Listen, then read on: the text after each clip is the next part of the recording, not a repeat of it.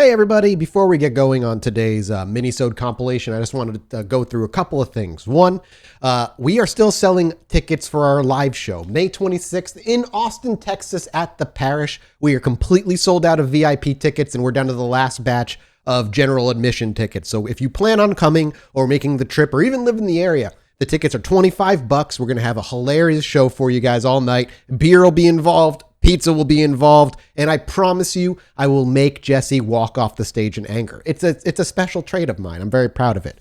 2, today's a Minisode compilation because 1, it was my birthday this weekend, and 2, the day after my birthday, I felt sick. So instead of being able to record, I want and get the episode super out late, I'd rather get you guys at least something on time, and then we'll go ahead and do the regular episode next week. Thank you guys for understanding. I appreciate it. Yeah, Mathis is in his late 30s now, and he's not a fan, but hey, we're moving forward. Thank you guys so much for supporting us. Again, Chilluminatipod.com for those tickets, and I can't wait to see you at the show.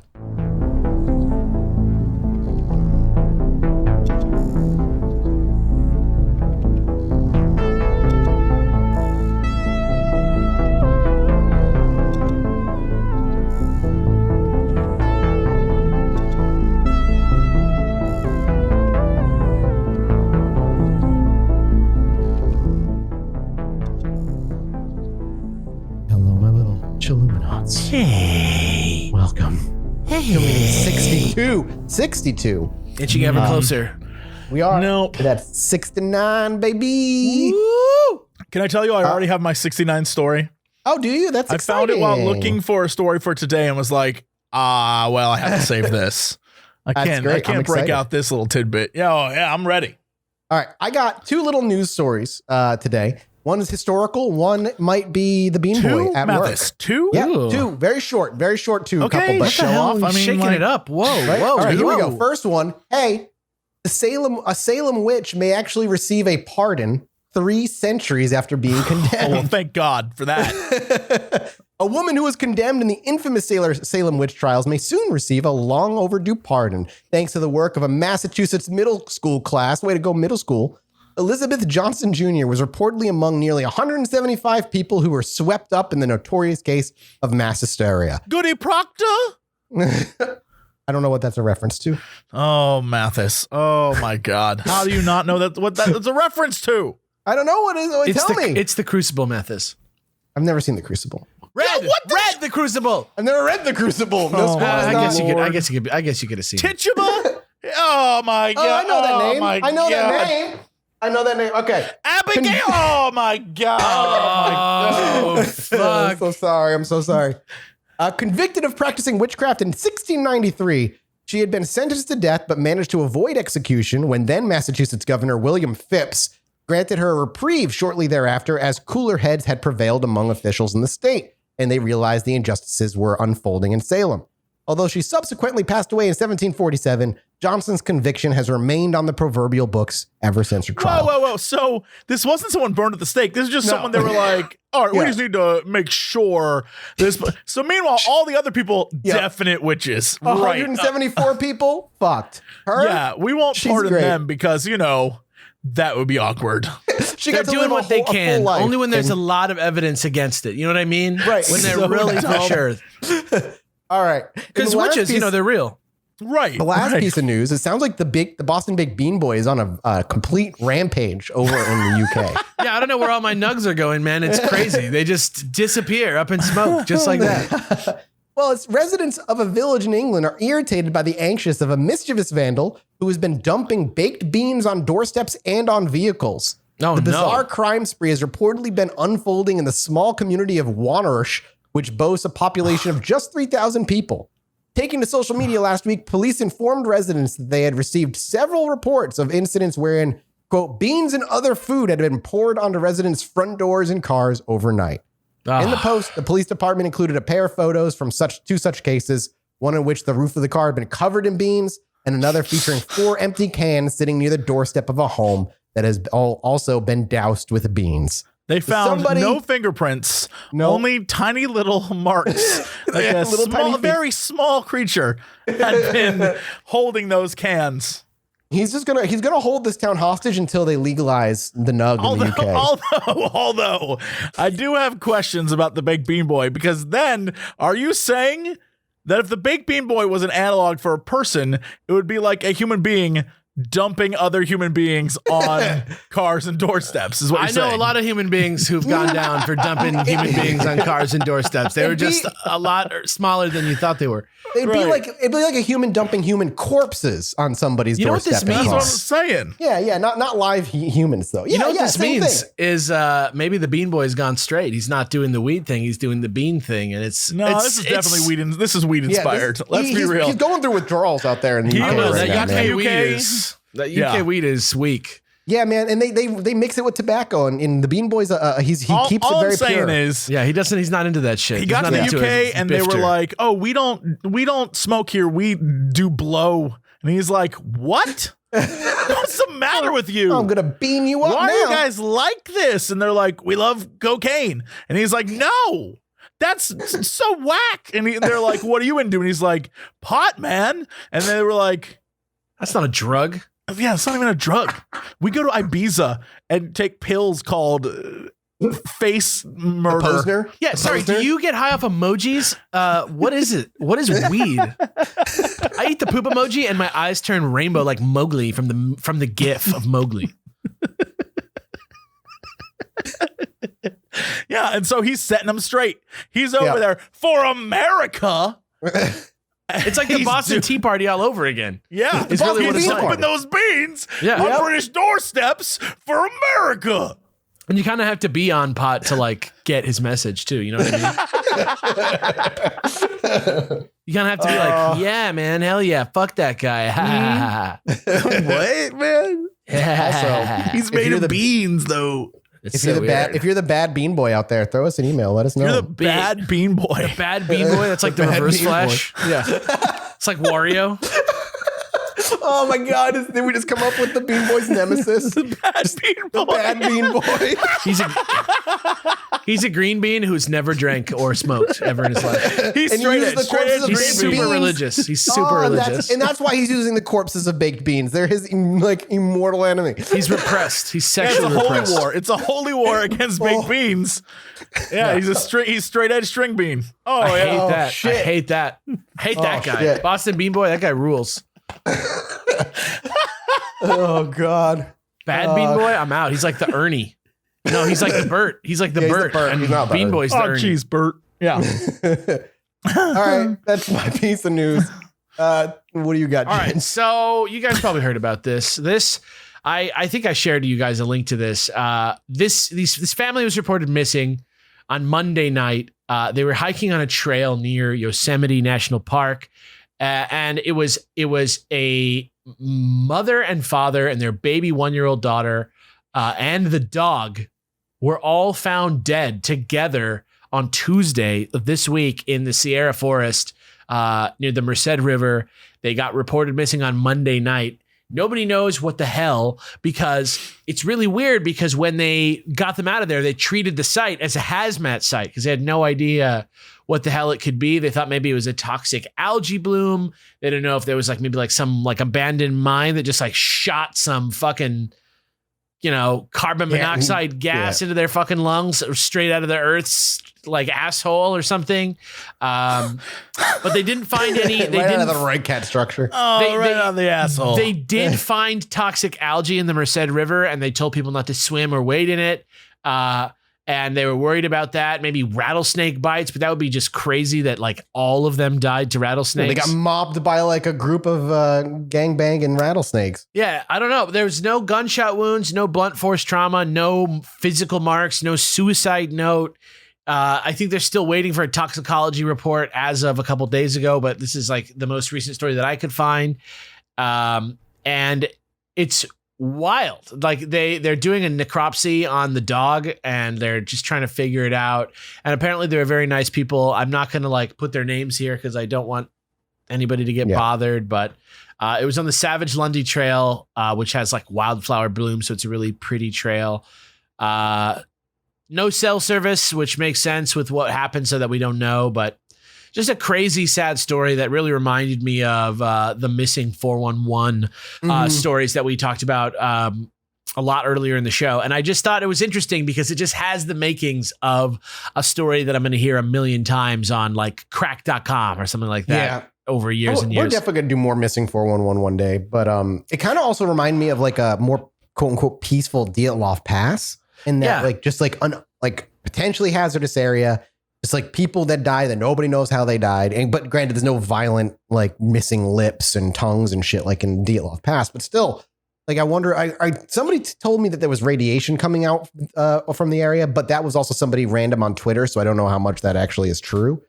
Some people think there was some kind of test, right, that went off. Yeah, there might have been some sort of test that killed them or something. I don't know, man. It's wild. But yeah, the big theory is algae blooms. They all drank algae, but like that seems crazy. I guess like they all got to drink water, right? And if they all drank the same poison algae, maybe they all just died. You know, it could be that, but like, you know, who knows? I mean, just the other day, a 7-year-old kid died of one of those brain-eating amoebas. So you never know. You know, like it just could be something crazy in the water like that. But the idea that you could be walking through the fucking forest and then just like die axed by like gas and you're just like, oh, and then you're done. Like that's like crazy to me. So just a wild thing to think about. Something I reported on this show just because there is this high mystery element to it. But also I hate that you have to pay for good news reporting and all the bad reporting is free. I'm sorry, San Francisco Chronicle. I want to read more about this, but I cannot subscribe to every newspaper in the country. Subscribing to every newspaper and having like a global news just don't go together. I'm sorry, folks. We need like a Newsflix.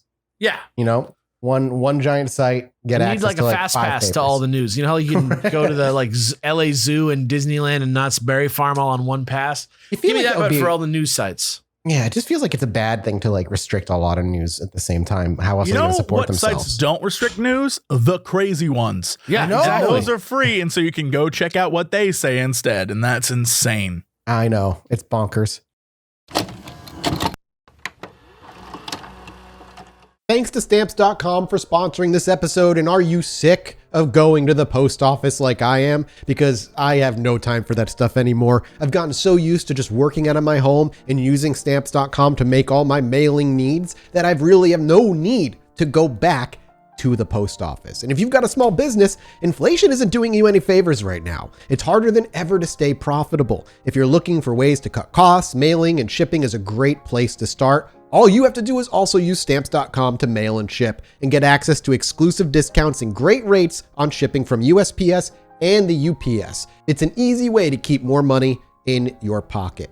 And to be honest, Stamps.com saves you time, money, and stress. For more than 20 years, Stamps.com has been indispensable for over 1 million businesses. Stamps.com gives you access to all the post office and UPS shipping services you need right from your computer, and you can get discounts you won't find anywhere else, like up to 30% off USPS rates and 86% off UPS rates. So do yourself a favor and start mailing and shipping with Stamps.com and keep more money in your pocket every day. Sign up with our promo code CHILL for a special offer that includes a 4-week trial, plus free postage and a digital scale. No long-term commitments or contracts, we promise. Just go to Stamps.com, click the microphone at the top of the page, and enter code CHILL. Well, I hope we get to revisit the story like maybe in a week or two where we get some answers. Maybe we'll figure out what happened. But it is just a very bizarre, sad thing that happened. Yeah, it's a little bit tantalizing in that morbid way that these types of things sometimes are. And so I figured I'd report it. All right, Jesse, what you got? Well, gentlemen, I'm here to poo-poo on all of your dreams. Again? This is like what you do. By talking about dreams. So shit. We all know lucid dreaming, right? It's the idea that you are fully aware, or I guess partially aware, and can partially control your dreams during sleep. And so a study was conducted using lucid dreams or people who lucid dream to research alien abductions because they wanted to see if they could, people who say they lucid dream, if we give them triggers and clues and prompts on dreaming of alien encounters or UFOs or any of that stuff, what that would result in. And the study, what they found was that a number of the sleepers reported dreams that resembled actual descriptions of alleged alien abductions. And so basically what they found out is that, you know, in society, 55% of people experience a lucid dream at some point in their lifetime. Yeah. Yeah. And then 23% have them every, of that 55%, 23% have them every month. And so those were the people they were targeting. We're like, let's get those people who claim to have a ton of lucid dreams, get them in here. And so this was a study done in 2016. They're reporting on it now. It's from the Consciousness and Cognition Journal. And they analyzed 5 decades worth of sleep research and all this different stuff. Anyway, what they did is they got people together in a private facility and they just like conducted experiments on 152 adults who self-identified as lucid dreamers, instructing them to find or summon aliens or UFOs during a lucid dream. And on July 2nd, in the International Journal of Dream Research, they reported their findings. And they said that 114 of the participants reported dreaming about having some type of successful interaction with an extraterrestrial. Of those, 61% described meeting aliens that resembled extraterrestrials from science fiction novels and films, while 19% met aliens that looked like ordinary people. And then they, you know, talked about how one person saw little blue men and one person saw like big bulging eyes. And they were like, everything that you have that's in your life kind of like adds to the illusion of what this is. And so they were talking about how, you know, alien encounters took place in 26% of the dreams, and 12% said they spoke to the aliens, and 28% said UFOs were present, and 10% said they like saw the UFOs and could describe the inside. And they basically were saying like, of all of the people that have sleep paralysis, based on all the previous studies, all this information, the idea of sleep paralysis and having lucid dreaming and having all these different things, it adds to the illusion that people were saying having sleep paralysis, having intense fear, having these dreams that you are awake in, because dreams are trippy as hell, your body feels like, oh my God, this is scary. Like, this is terrifying. And so a lot of this research is like, oh, well, maybe what people see as aliens is just, you know, a really terrifying, you are awake and conscious for a dream. And so, you know, they said feelings of paralysis, fear, helplessness, vivid dreams, they're really powerful. And statistically and scientifically, it blurs the line between dreams and reality. So people may have been dreaming when they thought that they were being abducted by aliens. You know, this is one of those things where obviously people are going to be like, well, what if 1% were real aliens? And so there's no way that this is like, well, I've convinced you. But they're saying, you know, it makes perfect sense that a lot of people would have very similar alien abduction stories, because it's most likely media influenced them in a way that made them see it as it was, very similar to how these scientists got the lucid dreamers to see aliens by prompting them to see aliens. I can definitely see the people who you know experience abductions when they wake up in their bed but they can't move and these things are coming through the window and bright lights. I can 100% see that being lucid dream mixed with sleep paralysis. It makes a lot of sense. It certainly makes a lot of sense. You know, you hear from people who are in with alien abductions who are like, also, well, that's how they contact you.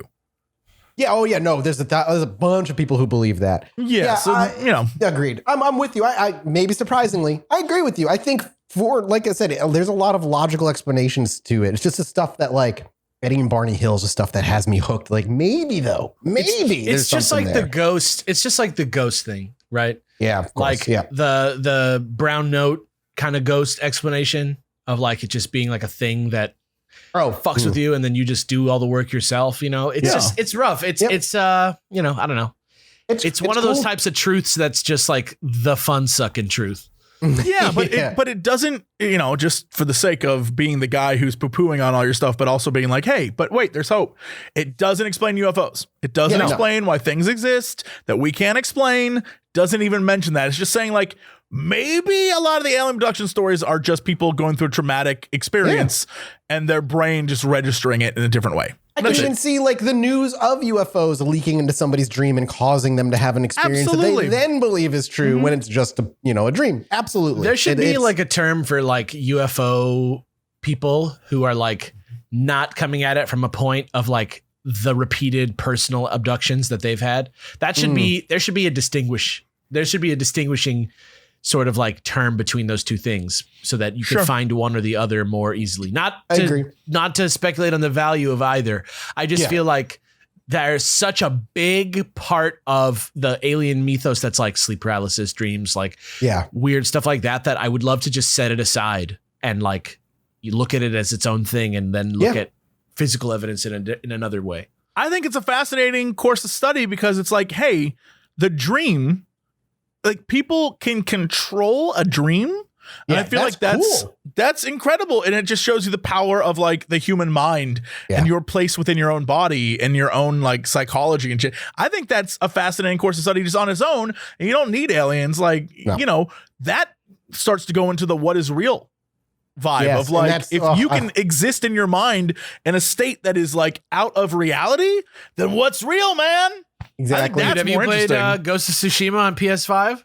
I'm playing through it right now. That shit's real. That's not fake. That's my life. I'm not. That's me now. Does that mean I was at Miles Morales and Spider-Man? If you feel like you were, then you were. If you were flying through the streets, then hell yeah. Felt it. Hell yeah. I love that idea. I love that idea.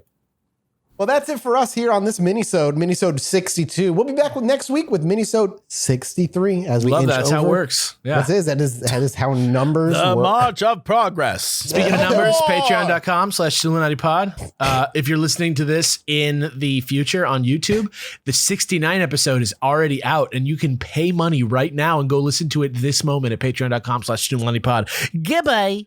Goodbye.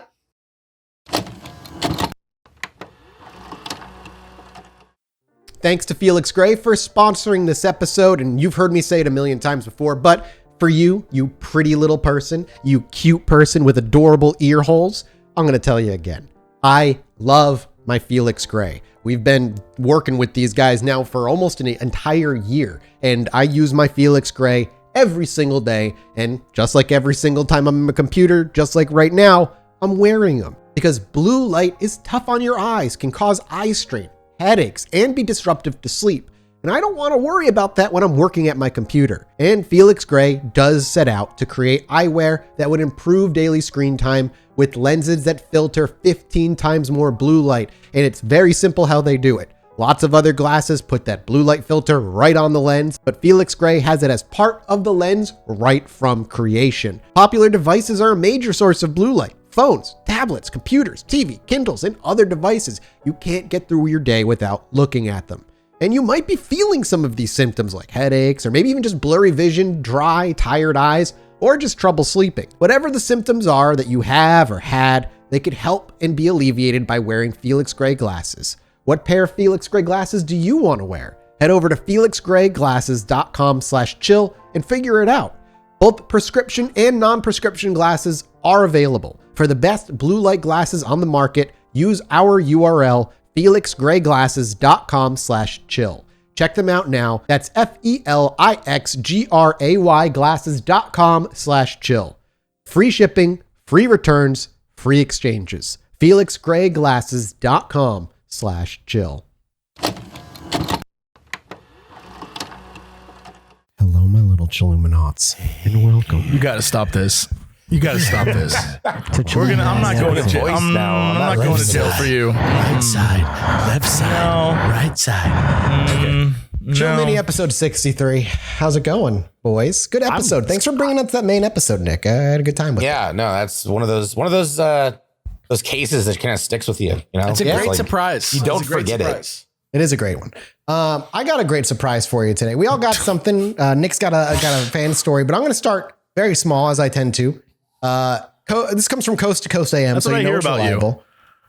What? Damn. What? Wait, what?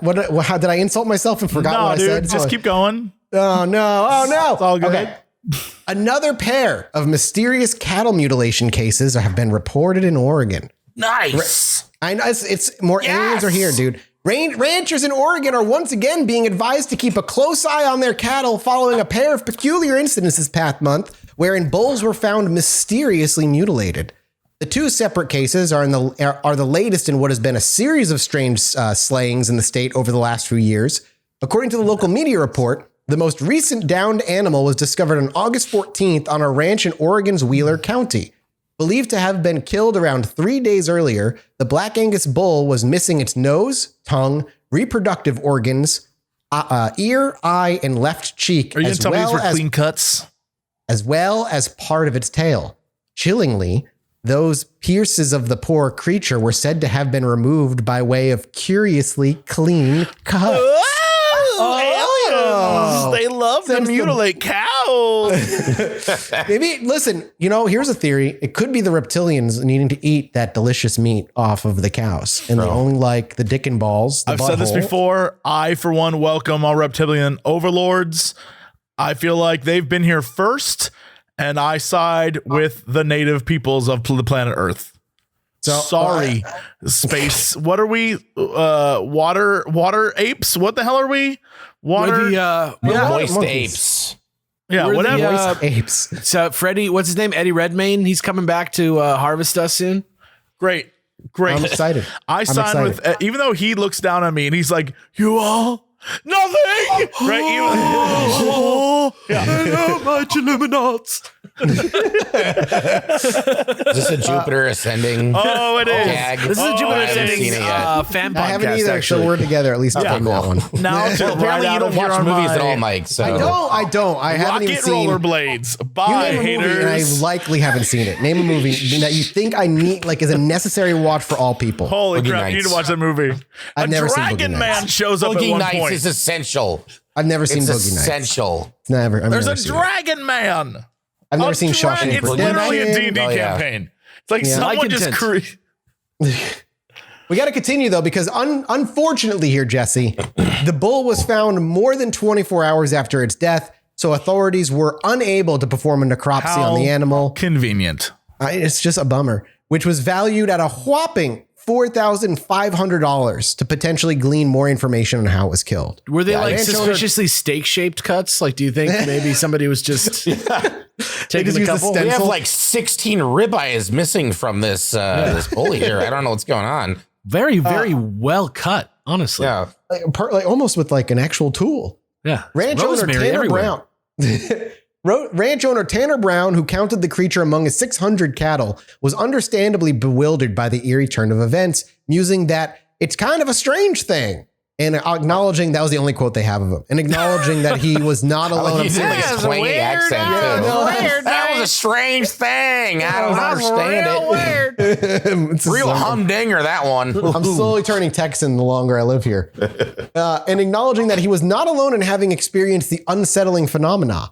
To that end, Brown's downed animal came on the heels of another incident in nearby Harney County in which another bull was Horny killed under County? similar... I was about to say Horny County. That's my Yeah, county, one letter, baby. It's a one-letter change. Let's just change it right now. Harney County. I'm in a Harney County. Anyway, that bull died in late July. County. And Oregon has been a particularly hit hard lately by the cattle mutilation phenomenon in recent years, with 5 cases occurring in Wheeler County, another 5 reported in Harney County, and 3 cases in Crook County, which made news back in March. Do you With think all these of our- are extraterrestrial or chupacabran in origin? Oh, I'm gonna go ETs, 100%. Okay. All right. Yeah. They need the sexual organs. because it's Oregon. What do they No, need them because- for? You know they're vegans. listen. Bigfoot wouldn't scoop the sex organs. You would just have sex with Bigfoot. Aliens are scooping the sex organs from the cows because they need to create some sort of bioengineered womb for Some the sort of bovine- hybrid human aliens that they're using. They so just they can really grow want to into- replicate cows because they make the best meat. That's maybe also true. I mean, Yeah. that's Besides, Bigfoot's definitely off up the there. market. We already know who his wife is. That's right. I Yeah. forgot. We forgot. We already covered did that who- true story on the 69 episode. Yeah, and apparently one of our fans knows her or knows of somebody that knows her. Let's get her on the show. Let's, Yeah. you know what? You think she's I single? want to hear this. Oh yeah, there's a woman. Oh, go ahead, Alex. Give the story? She was like a weed grower, like person, and she was like hoping that she could stop selling weed because her boyfriend is Bigfoot and he was about to go public, and it's just she was living in a house and she was getting worried that maybe she wasn't going to be able to live her life the way she wants now that she's going to move in with Bigfoot in his cave or wherever he lives, and right, yeah, it's just that type of thing. Okay, cool. Well, that's my story. So whoever wants to go next can go next. Nick, if you want to read the fan story, you can start chipping away at that. The whole thing? You got to read the whole entire thing. It's so long, Mike. Why would you do this to me? I have a sore throat. Oh, you want me to read it for you? I can interject. Yeah, there's a lot of big words. I didn't know you had a sore throat. I wouldn't. You couldn't hear it. I just thought that was your new smoker's voice. What's going on? All right, I'm reading this story for Nick, and Nick can interject. I mean, I get to pat myself on the back. First off, I've been a casual listener of the podcast for several months and was just listening to the Greenstone episodes.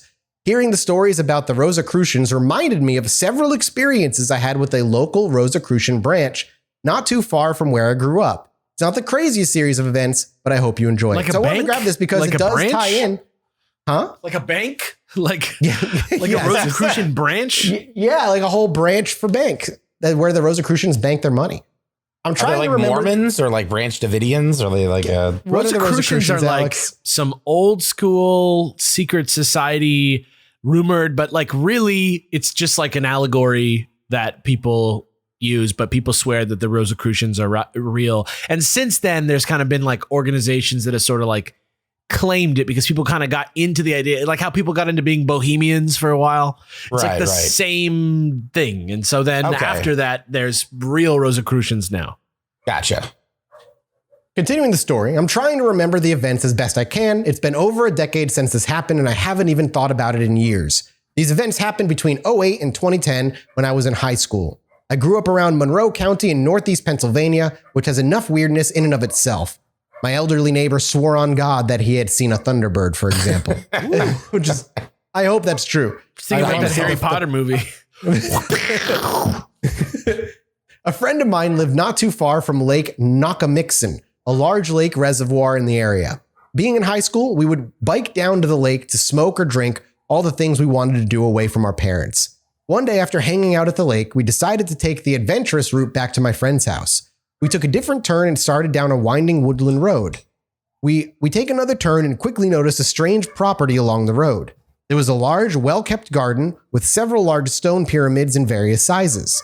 Up the road a bit more was a large colonial house which looked like some sort of community center. It piqued our interest to say the least, so when we got back to my friend's house, we started making plans to go back. Quick note, I looked into the property again while writing this and was surprised to find it on Google Maps. I won't link it directly, not sure of the subreddit rules, but search Church of Illumination and you'll find it if you want a visual reference. So look up Church. We're gonna have to do that. Yeah. Let me know when you got it up. No, all right. Well, here we are. Oh no. Hang on. Yeah, Quaker that County, PA. 100% just doxes them right quick. They want you to find them. Find us. It's got 4.1 stars on Google reviews. We should go check it out and join the Rosicrucians. This looks like an Assassin's Creed DLC. 100%. A couple weeks after first discovering the property, my friend and I, along with two other friends, biked back out to the property. We parked our bike down at the far end of the property near an intersection. It was dusk, so we had some daylight and it was fading fast. We walked up the garden and started looking around. There were 3 pyramids in the garden, one about 3 feet high, another about 6 feet, and the largest anywhere between 10 and 12 feet high. We carefully poked around watching for other people because yes, we were trespassing at the time, but teenage curiosity set us on. We came to the largest pyramid, which was hollow on the inside. There was a grated metal door, like old-time prison cell door, which was locked, blocking the entrance to the pyramid. The inside wasn't very large anyways, and on the far side of the interior wall, we could see multiple plaques with names writing in Latin, I think, and many different symbols. Centered in front of the door was a large circular metal plate, like a manhole cover and covered in different symbols and more Latin writing. After looking around a bit more, and not finding anything else of interest, we left. After returning to my friend's house, we started researching the property and the symbols. That's when we discovered that it was associated with the Rosicrucians. From what we could piece together, it seemed that the circular plaque and the ones inside the pyramid were used for summoning air spirits and other rituals. After our first endeavor to what we now knew was a Rosicrucian compound, my friend and I, along with another friend who was not on the first trip, set out for a second visit. This time we went at night, biking for a small stretch and then walking our bikes the rest of the way. We set our bikes down near the edge of the property where we had the first time and started walking to the garden. We poked around for a few minutes, and as soon as we walked up to we walked up to the large pyramid. We started hearing dogs barking on the other side. It sounded like they were on the other side of the building, but quickly getting closer. We run out to the road and follow it back to our bikes. We can hear the dogs getting closer and closer, hoping that there was an electric fence or they were trained so they wouldn't give chase on the street. We grab our bikes and we turn to leave. I look back at the garden and see several dark shapes. The two smaller shapes were pretty obviously the dogs, also evident from the barking coming from that direction. I saw two other shapes, however, just catching glimpses between the trees and bushes, but they looked like people moving through the garden toward us.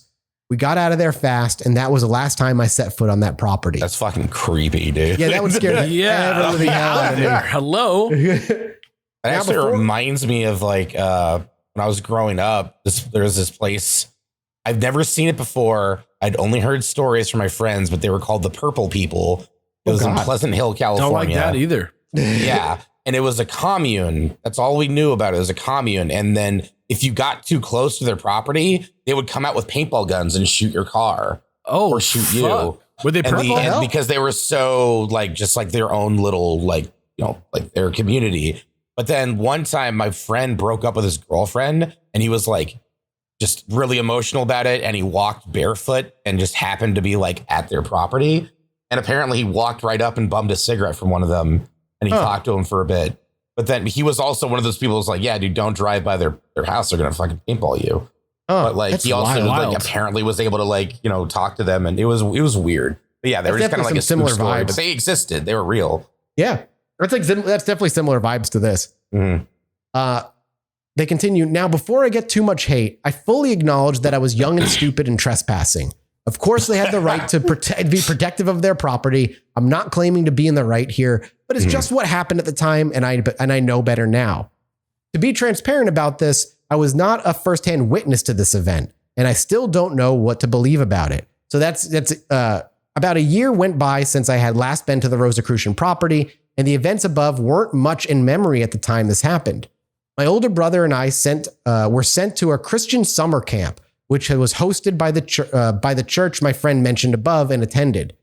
He had an older brother as well, who was friends with my older brother. The camp was held at a Boy Scouts camp called Okahikon. I think that's how you pronounce it. Okahickon. Not too far from Lake Nakamixon. One night, our older brothers, along with a couple other guys at the camp, went out for a walk around the pond. I was in a cabin at the time and didn't even know about their trip until I heard a commotion outside. I looked out to see the group sprinting back toward the cabins from the pond, where they stopped and talked in hushed tones for a bit before going over to the counselor's cabin. A few minutes later, I see the counselor with the group in tow start walking down towards the pond and return a little while later. I asked my brother in the morning what had happened, and he told me that they were walking around the pond when they saw a giant green flash of light in the sky. It was brighter towards the ground and radiated outward like a rainbow, but only for a second. They told the counselor and he took them back there, but nothing else happened, so they came back. I confirmed with my friend later that his older brother told him the same story. A week or so after the camp ended, my brother and I were at my friend's house and the green light came up again. My brother and his brother both stood by what they saw. We had the idea to look on Google Maps to see if we could find anything it could have been. You see where this is going. From that point on, they said that they were at along the pond, and the direction they claimed to have seen the light from formed a straight line through the Rosicrucian property. What could have happened there, I don't think I'm qualified to speculate on. Even I take this with a grain of salt, since the older brothers did know about the Rosicrucian property as well, and I did not see the flash itself. Nonetheless, for a long time afterwards, they stood by what they claimed that they saw the light. So either it's some sort of long-running prank or they really did see something. I honestly don't know. The last bit is my final experience with the local Rosicrucians, which is about another year after the summer camp. Holy crap. And it's just a little paragraph and it's done. I had my license by this point and was leaving my friend's house. It was sometime in the afternoon, and I decided to drive by the Rosicrucian property just out of curiosity since I hadn't been here in a long time. I drove down the road, and as I approached, I saw about a dozen men working out in the garden. It was nothing out of the ordinary, just standard landscaping and shrubbery keeping. However, as I got closer, in a way that almost seemed rehearsed, the men stopped working all at once and turned to face me, staring me down as I drove by. I was freaked out at this point and sped up. I looked in my rearview mirror and saw them still continuing to watch me as I drove away. After that, I haven't been back since. I've had plenty of experience with weird backwoods Pennsylvanians, but that was a different experience that has stuck with me ever since. That's the end of it. Done. Ooh, man. He has some deep interactions with the Rosicrucians, supposedly. So the Rosicrucians are a real thing. Yeah, there's many people that claim to be the Rosicrucians also. Sure. There's various people that are really the Rosicrucians, which is very strange. All right. Well, take it away, Alex or Jesse. Well, I got this little story from about a month ago in New Orleans. Actually, the paper is from New Orleans. Oh, wait, what? Wait, what? This is not right. I'm getting and then it's gone. Was it real? Now you can't. No, it's was real. it the Rosicrucians? Who knows? It was just giving me like a different story than the one that I was reading when I changed it to like reading mode. Has nothing to do with New Orleans. This is in California in Coarse Gold. There is a family that says they are experiencing they had a ghost experience where they were going up to Shut Eye Peak to drive their four-wheeler around July 26th. 2021, and they stopped to eat lunch, and that's when Jake Gorba and his wife Victoria noticed that their son Caden was talking to someone, and the quote is, "He was just in our car and he was pointing out to a certain spot in the meadow." And then the quote from the kid, he said, "Yeah, there's a lady over in the meadow in a black shirt. He said she needs our help, but she's dead and she's lying face down with her legs up and she can't talk to me, but she's over there. We need to go help her." And he was like, "Trust me, Mom, trust me." And it got so crazy that they actually like were like, "You know what? We're going to go home for the rest of the day." They posted on Facebook to see if anybody would like say anything like, "Hey, do you know anybody who maybe disappeared in this area, who's like could be like still missing there?" Because we had this crazy thing with our son. And turns out in 2020, like a year before, in June, there's a woman called Sandra Hughes who went missing in that area. And her son's description perfectly matches this woman's look. And he said she had blue hair even, which is like, you know, a pretty weird detail to like be true in this case. And the actual Madera County Sheriff contacted them based on the post, and they went to go look around. They couldn't find anything, but it's just spooky to me because the kid actually described this lady pretty well, and she did disappear in the area, and it was only a year ago. So, you know, I don't know. Something to think about. Just a neat little story. So neat little kind of spooky ghost story. And I always get creeped out when kids talk about, you know, like a ghost thing like that, where they like are like seeing something that adults can't see. So, you know, fun little story to think about. I don't know. Kids have overactive imaginations. Man, we need to have you on more often. I don't have to say a damn thing. It's great. It's the same thing with like videos of like cats or dogs staring at empty spaces, and they're like, "There's a ghost." It's like, no, it's your fucking cat being a cat, dude. They do weird shit all the time. It's true. I know. Like, it's crazy that she's like a lady with blue hair, and the lady who actually disappeared. That part of it, I think, is fascinating. But yeah, when it comes to like ghost stories where it's like a kid or a baby in a crib is staring off into the middle distance, and then they're like, he's seeing something we can't see. He's like, no, he's a baby. It's just creepy when a kid turns to you and they're say like, words. Like his brain is barely funcking. It's just wild when a kid's like, "The dark man in the corner says that he'll let me free if I bring him your things." You're like, shut up, kid. Well, that's simple. You just throw that kid in an orphanage and move on with your life. Toss him in. Write it off. Yeah. Charity tax write-off. Yeah. Jesse, what do you got? Wrap us up with something the scariest story. Oh no, taxes you've ever heard. Ooh. An incident happened in Pueblo, Colorado. Reports were filed by police Of a bean-shaped boy. I wish. baffling series of events occurred at 3 a.m. The witch's at hour. a local McDonald's. Oh, shit. God. Ooh. This one's a little close to home, huh, Jesse? Be careful. And emergency services were called based on demonic sounds. Demonic sounds at a McDonald's and not coming from the bathroom? No, in fact, they were coming from outside. Employees were busy doing, the normal closing up stuff that you do. And they were going around, taking out trash, dumping grease, whatever. And they heard noises. And the noises they reportedly heard were a strange language, terrifying barking, and an unidentified screaming woman.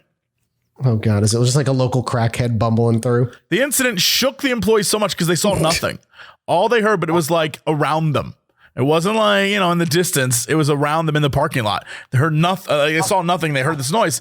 So they decided to do the best thing, all go back inside and refuse to leave till morning. Wow. They called the I love police, it. and the police actually tweeted about this. Tom Rummel from the Pueblo Police Department tweeted at 3:30 this morning, officers responded to business in the area of Pueblo Boulevard and Northern. Employees reported hearing a woman screaming and making demonic sounds to include speaking in a strange tongue and barking.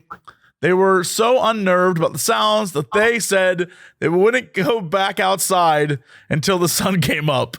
3 officers searched the area, couldn't come up with a source for the disturbance. Many media users, Think the sun's gonna stop a demon, dude? Like, come on. many you seen social From media Dusk Till Dawn? users said it must be La Llorona, a popular Latin American folklore wailing ghosts. Did you guys know there was a screaming movie about that? Did you guys have? There's like 50 of them. However, the police and the employees have still not found the mysterious demon. Well, you can't arrest a demon. Case remains unsolved. What do you think the demon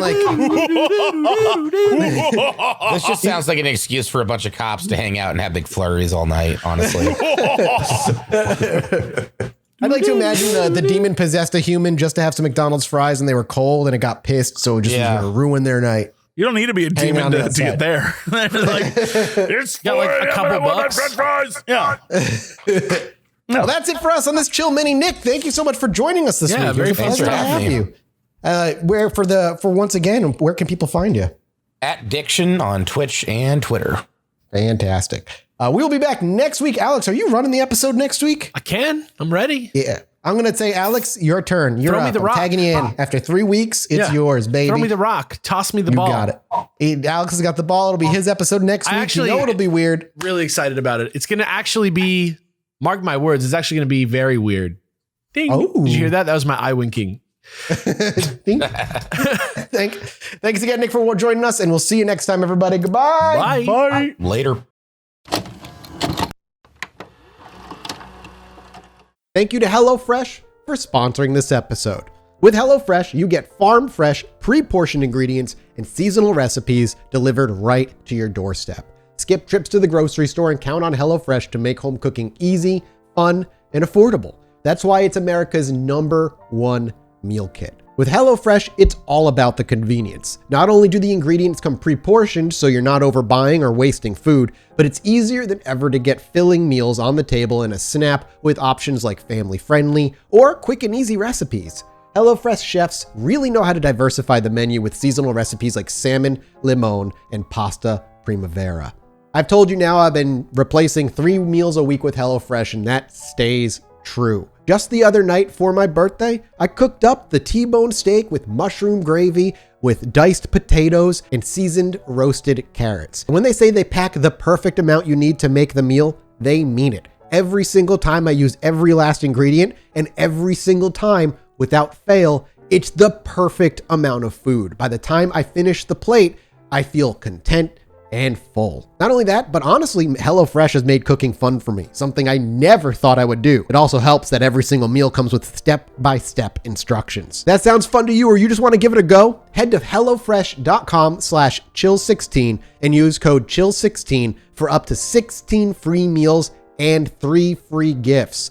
That's hellofresh.com/chill16 and use code chill16 for up to 16 free meals and 3 free gifts. Thank you again to HelloFresh for sponsoring this episode, America's #1 meal kit.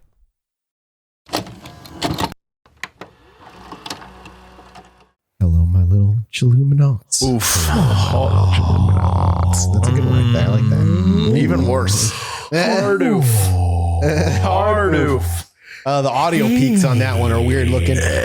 Yeah, no, that's because it was weird. That's because it was weird. Welcome to the Chill Mini episode, Mini 64. Like the Mini Nintendo 64 sounds Mini- like a thing that would sell 2 million copies for Christmas. I would this buy year. one. Yeah. I would buy one 100%. We've got some good stuff. I know, man, compared to what Alex and Jesse have brought, I feel like mine's just not going to match in terms of its great content. Mostly because we finally have undisputable proof that ancient aliens did, in fact, live on Mars, everybody. I don't know if you know this. I'm going to link you the picture. Okay. I'm going to link you the picture. I'll bite. Here, but thank you. I We're don't think biting. this is true. Going and zoom. I feel like if we actually had this, you would be a lot more. Well, it's hard to. Dude, is this really what it is? Is this really the picture? Yes, that's actually the picture. That's It looks. alien statue head has been spotted on Mars. Everybody, Jesse, I want you to take a look at that picture. If you told me it was an ancient Martian sculpture of a turtle inside its shell, I would believe you. Well, Coast UFO Coast AM researcher. is bottom of the barrel, my man. This is like this I photo. love their news articles, This man. I love them photo so is- much. I love Coast to Coast AM news articles. They had to circle it to let you know which of the rocks. Yeah, on- if on it was screen different from the other rocks around it. Holy fucking shit! I just can't believe this became an article as of 2 days ago. I'm This gonna visage- let you know, Scott Waring, not a great ufologist. This visage looks far from being human. I'll say, Scott. Well, Scott Waring, if you don't know who he is, This visage. It is. There's like not even, at least the face on Mars. At least you could be like, oh, I see the face. This is just a rock, y'all. It's like a rock on the ground from like the side from like 75 feet away.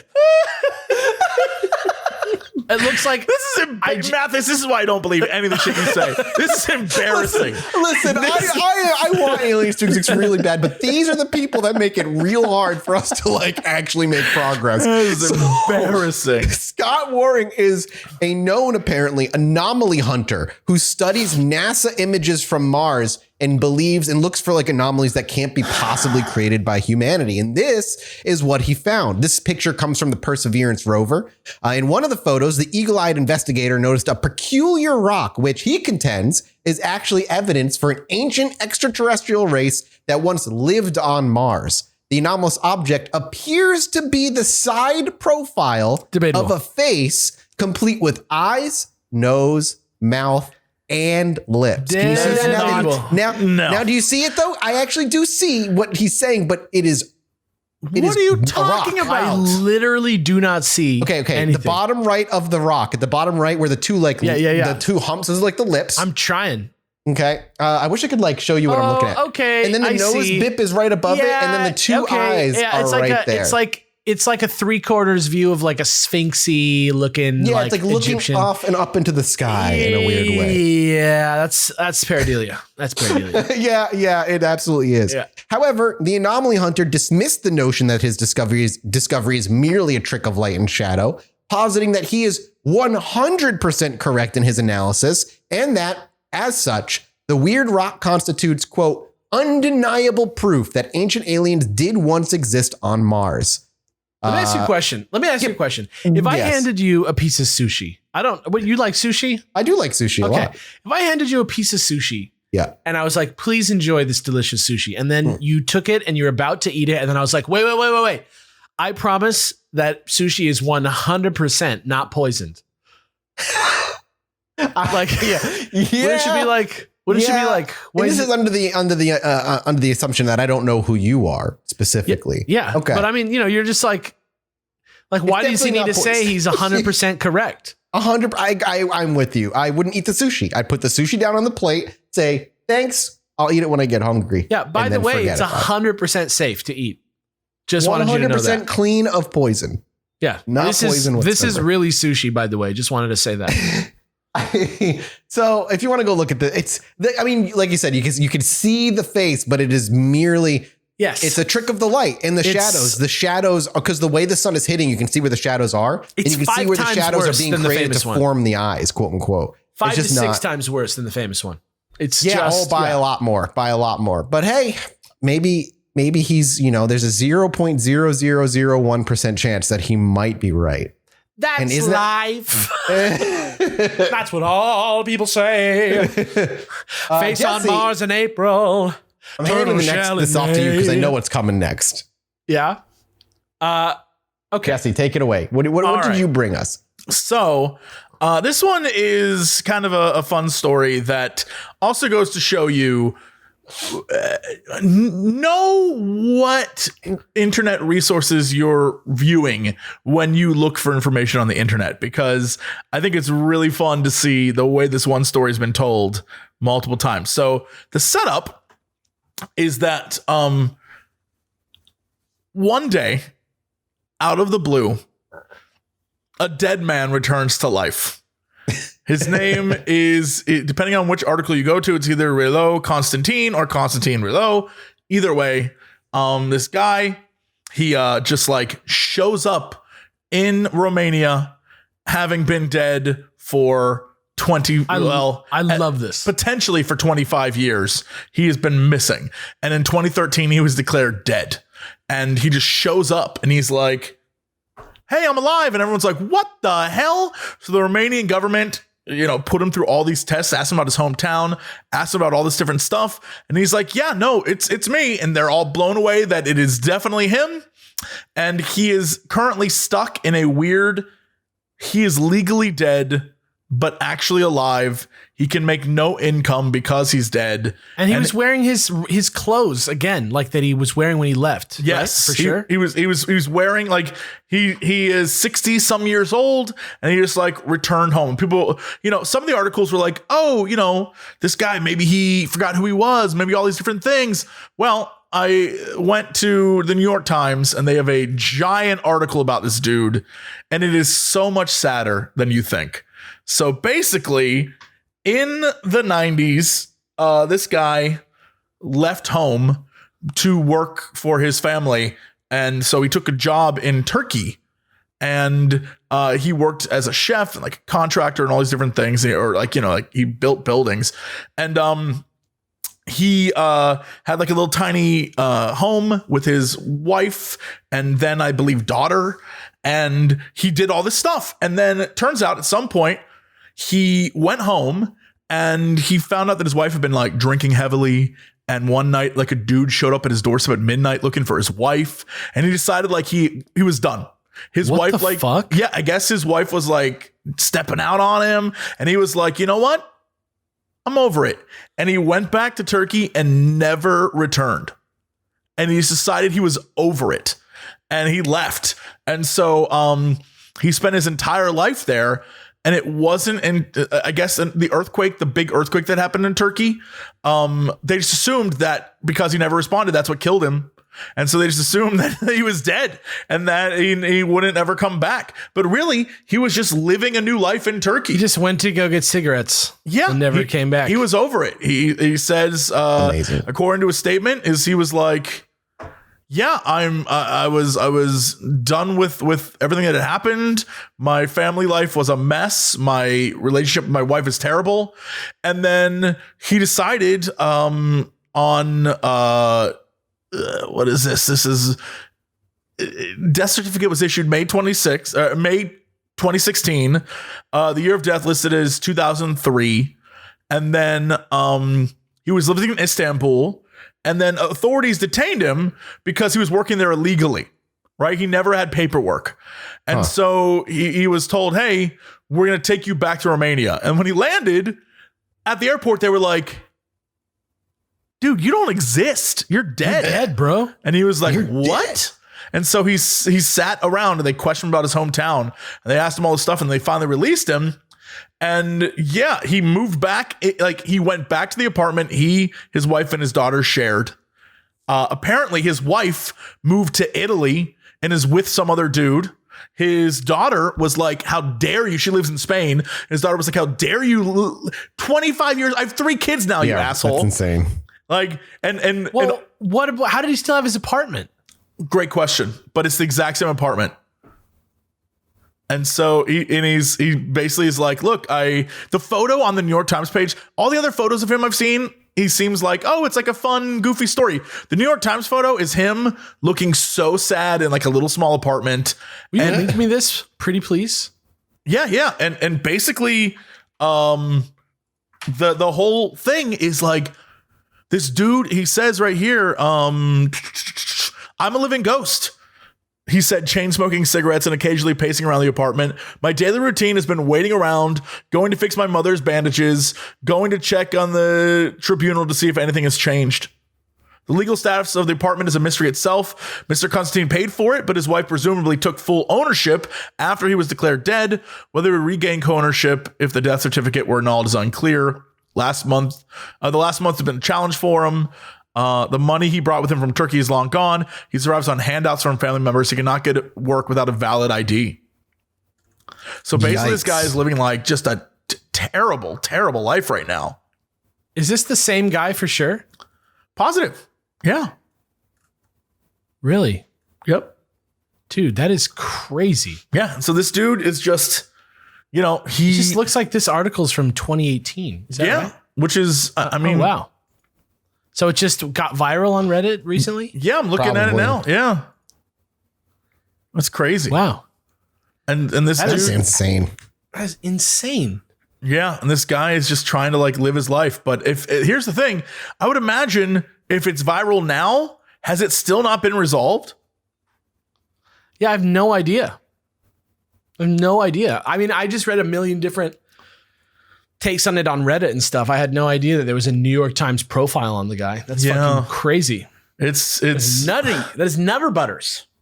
What's crazy is that the New York Times says at least at 2018, a Romanian court refused to overturn his death certificate. Why? Why? I don't He's know. alive. I don't know. That's insane. The article says Romanian court rejects man's claim that he is alive. But I can't look at it because it wants me to pay. So I have no idea what it says. That problem. Yeah. That should be something that the government fixes. We need to be able to like get things for free besides like alexjones.com. That's the problem is the news you can get for free is the news that's like, and it was all conspiracy. And then the news is like, pay us to see this. Yeah, we just want to know. I would be happy to pay more taxes to get free news. Yeah. Is that Where's weird? our like philanthropists who are just like, I own a newspaper and give it for free? They're capitalists now. It's late stage capitalism. It's too crazy, man. God. They don't even put fast food bags in the real bags anymore. The shit's falling apart. Is the chicken even chicken? You know what I'm saying? It's wild. But speaking of weird giant corporations that do mysterious things, I got one for you. I teased in the main episode this week. That was something that I wanted to put into the episode, but I looked into it and it was like pretty solved. So I decided not to. So basically here's what happened is like a couple years ago, there was an article in the New York Times about glitter. And in the article, glitter. Yeah. Okay. No, I just want to make sure I didn't hear litter. No, glitter, like the sparkly shit that gets everywhere. Yeah. I got you. Apparently in the article, companies are very secretive about who they sell to. And there is an odd exchange. This is from a Reddit post by Whipping Willow.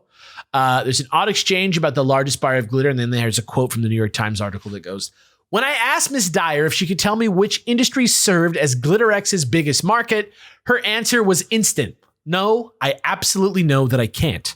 I was taken aback. But you know what it is? Oh God, yes, she says, and laughed. And you would never guess it. Let's just leave it at that. I asked if she could tell me why she couldn't tell me. And she said, because they don't want anyone to know that it's glitter. If I looked at it, would I know it wouldn't know it was glitter? No, not really. Would I be able to see the glitter? Oh, you'd be able to see something, but I can't. What? Yeah. And so that's the quote. This Reddit post says they think it's in the food and beverage industry. In the New York Times article, the CEO of GlitterX, who is named Mr. Shetty, which is a hilarious last name, confidentiality is a top-down requirement from clients. So it's just apparently it's like a industry standard of this stuff because I guess like the relationships and stuff that it takes to like get these deals with glitter companies and stuff are like super coveted because it's pretty hard to make glitter. Like, and the technology to make glitter is like super serious. Like what?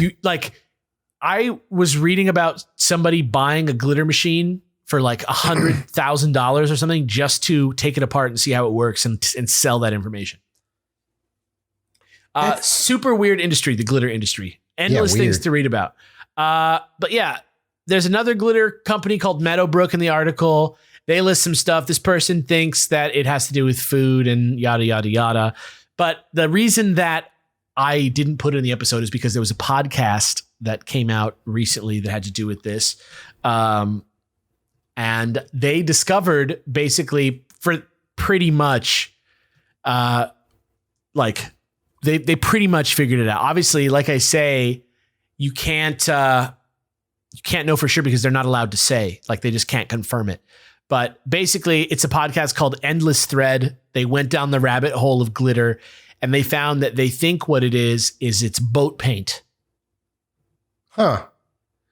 Okay. Weird. That they just pour a shitload of glitter into the paint and then it like hardens and becomes like pieces of boats. And that they think that if people found out that it was just like glitter, that they would feel unsafe, cheated or unsafe or something, or that it would jeopardize their relationship with the glitter company because the competitors might try and undercut them or something like that. But if you want, it's at WBUR.org on Endless Thread. And it's from like, the podcast came out in like November of 2019. Interesting. And Endless Thread drops a glitter bomb on the great glitter mystery. But like I said, nobody knows for sure where that glitter's going, but what a weird way to act about glitter. What a weird response. They sell it to the government and they're making like nuclear glitter bombs. So I was thinking it was food too. You know, I thought it was like, oh, like there's like some cookie or some kind of thing that has like sparkles and they just like fucking put glitter in your food. You know, I thought it was something like that, but who knows? That would be an actual like, if it's biodegradable, like who knows? You know what I mean? Like you can eat gold, right? Like, I don't know. It's probably not that bad for you. It's just probably weird. Like I wouldn't buy something that had glitter in it if I knew it had glitter in it. I guess. I don't know that I would even buy soap that had glitter in it because I think I would fuck glitter, dude. Oh yeah. God, I hate glitter. It just gets everywhere. I love glitter. I did a deal with the Evil Geniuses people for the sequel that came out, and they sent me like a package and everything, and it had a fucking glitter bomb in it. So when you opened it, it just fucking shot glitter everywhere, and that shit took me weeks to get rid of forever because it was just stuck to everything that it touched. Guys, please buy Evil Geniuses 2. It is a fun game. Don't get me wrong. Game. Super fun game, but that package sucked. That's what I got. The glitter. Look into the glitter mystery. You can listen to the podcast. It's really interesting shit.